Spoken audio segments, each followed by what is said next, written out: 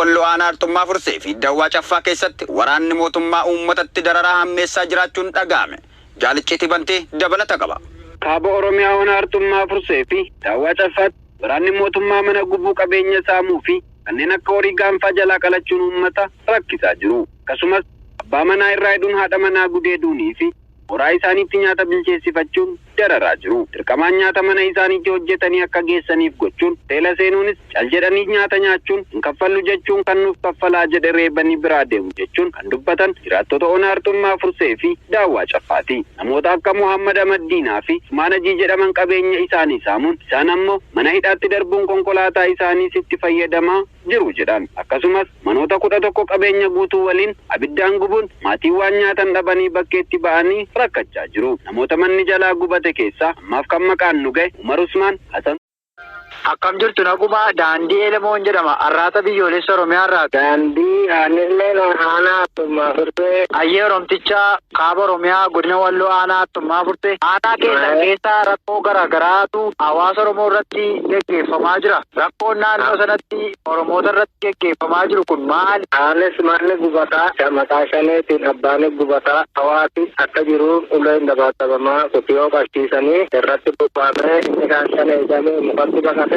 Artummaa furseerraa qabalee fursee murrii jedhamu Shaffaaroobis asirraa irratti qabatee Sanbatee Shawaarobii waraana akka dawwee booraa irratti gola dabbatoo qalloo kan jedhamu akkasitti kana dawwee harawaa baaraadha harawaa liqambariin aanaan isaa wanneen isaa aanaan booraadha liqambarilleen awwalee anijjama ammallee jalaa nafne akkasumas irratti deemu jira waraanni irraan kaane takakkalee ammas akkasumas qabee isa kaanuleen dabadabamaa dubartiin guutuu jedhama maallaqa mana isheeneef fudhataa dasaa maxxaaliyaa gudaaleen uffatullee kan manni gubate akkuma saniin ammoo aduu fi roobni dhahee muka jira namni dhimeen isaa bara 90 ta'ulleen kana aanaa wanni nurra jiru akka daddabii kanaan Oromoon dhaabata hundaa olii biyya fedhe bulchuu danda'u dirqamaan amma namaa gadi taanee cunqurfamnee faannoo wayaan itti qayyarame makalaakaa walitti qalaqalame kana nurratti deemu jira jechuudha. Kana kan gochisiisaa jiru eenyudha? Qaamonni immoo rakkoo kana sinirratti uumaa jiran addatti eenyu fa'i?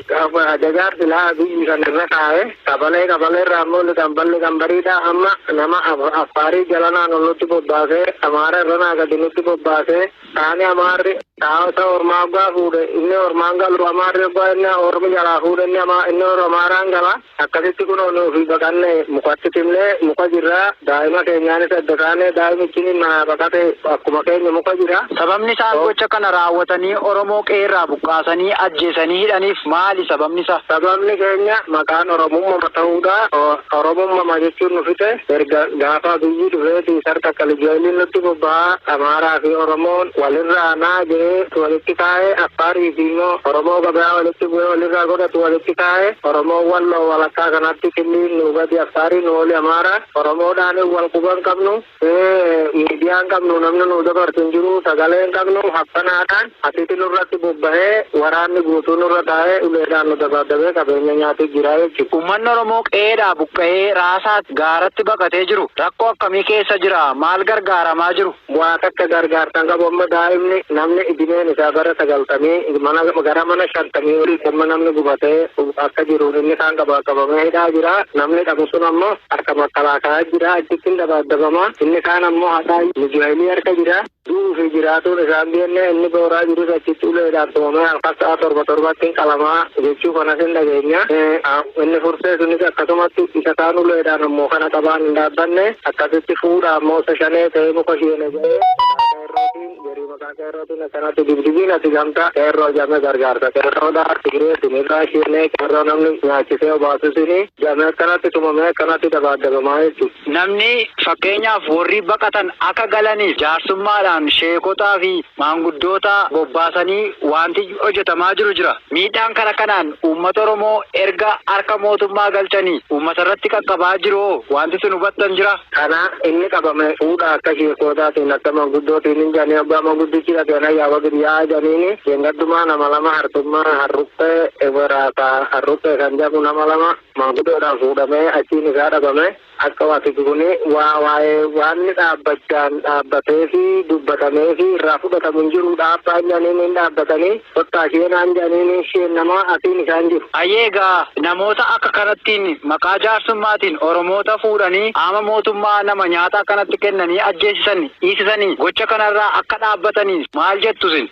Daggatee Oromoon addunyaa guutuu keessatti beekamaa ta'ee dhaabuu danda'u hoogganaan Oromoodha, qabsaan Oromoodha qabsaa wakka waan kana soddoo nu dabartee nurraa dhaabbatee waraanni nurraa ta'uu barbaadaa jechuudha. Dhaamsa hafe yoo jiraate wanti isin ergaa uummata Oromootiif dabarsitan jira? Ergaan Oromoodha dabarsinu beekamaa taanee akka namni tokkate mul'atee Oromummaan keenya beekamee walirraa Oromoo irratti sossoqee Oromiyaadhaa wajjin hiriira nagaa jiraannee qabsaa'uu taanaan qabsoonnee kufuu taanaan kufnee kuffisuu taanaan kuffisnu dhaamsiin addaamuu fi barbaadu kana. Ayyee Oromticha kaaba Oromiyaa godina Walloo aanaa Artummaa Fursee rakkoo uummanni Oromoo aanaa Artummaa Fursee yeroo ammaa keessa jiru kan waraanni sirnattii fi humnoota Affaarii poolisii humna addaa Amaaraatti bobbaasuudha. Ajjeecha saamichaa fi gudeeddii irratti raawwachaa jiru ilaalchistanii karaa raadiyoo Arraata Biyyoolessa Oromiyaa dhiyaattanii waan dhaggeeffattoota keenyaaf yaada keessan qooddanii maqaa dhaggeeffattoota keenyaan guddaa isin galateeffannaa. Oraa bulaa deebanaa. Oraa bulaa ayya.